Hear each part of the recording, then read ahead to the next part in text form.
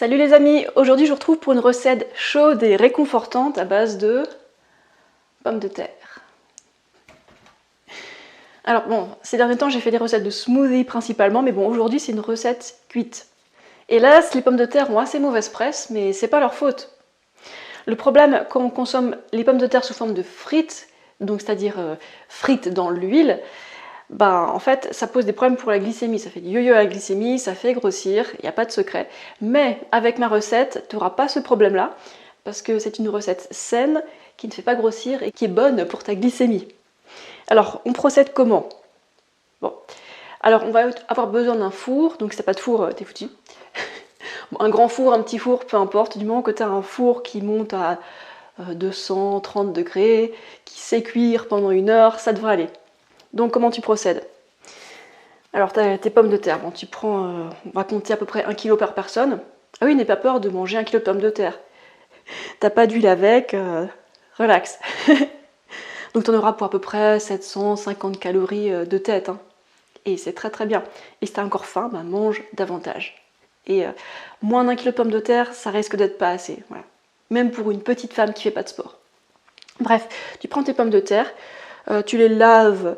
Ouais, tu les laves quand même parce que là elles sont cracra.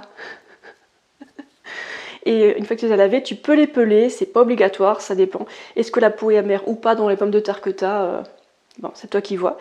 Pelage pas obligatoire, mais en tout cas, une fois que tu les as pelées et lavées, tu les découpes en bâtonnets en fait, sous forme de grosses frites.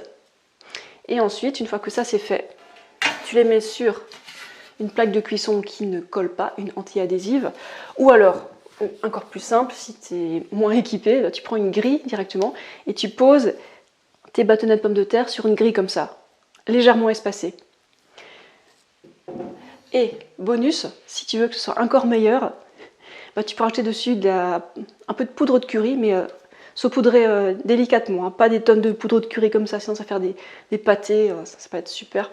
Mais bon, ça reste comestible. Bref, tu saupoudres de la poudre de curry et de l'origan, de la marjolaine, des herbes de Provence, ce que tu as sous la main.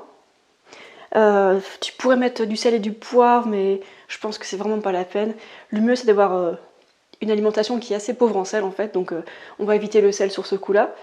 Et le truc c'est que si jamais tu trempes le résultat dans du ketchup, toi tu auras déjà du sel via la sauce, donc ça suffira quoi. Donc, une fois que tu as des bâtonnets qui sont prêts sur ta plaque, tu les mets au four, le four préchauffé de préférence, et tu les fais cuire pendant, je sais pas, 50 minutes, voire 1 heure maximum, ça devrait vraiment être suffisant. Ça dépend de l'épaisseur de tes pommes de terre, tu vois, donc bref, on va viser 50 minutes à 230 degrés environ.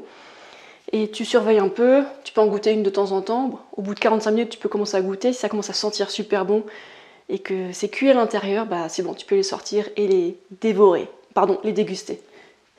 Alors, une pomme de terre, quand c'est pas assez cuit, c'est pas très bon. Donc, si ta pomme de terre, si tes bâtonnets sont pas assez cuits, laisse-les encore au four, quoi. Voilà. Et comme sauce, je te conseille le ketchup, la sauce barbecue, ou alors rien du tout. Si jamais tu as ajouté... Ah, c'est le chat qui passe.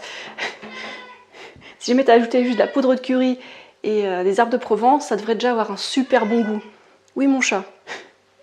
Enfin, c'est pas mon chat, mais bon, bref, on s'en fout. Donc, ça a déjà tellement de goût, t'as pas forcément besoin de ketchup, et bon, si t'en as envie, c'est toi qui vois. C'est zéro culpabilité, hein. Ketchup, pommes de terre, c'est un super dîner. Alors, si jamais tu connais déjà cette recette, tu peux raconter aux autres personnes comment c'est dans les commentaires, et si t'as envie de goûter, j'ai très hâte que tu fasses cette recette et que tu testes, parce que c'est vraiment quelque chose à tester. Si t'as jamais goûté cette recette, tu rates quelque chose. Voilà.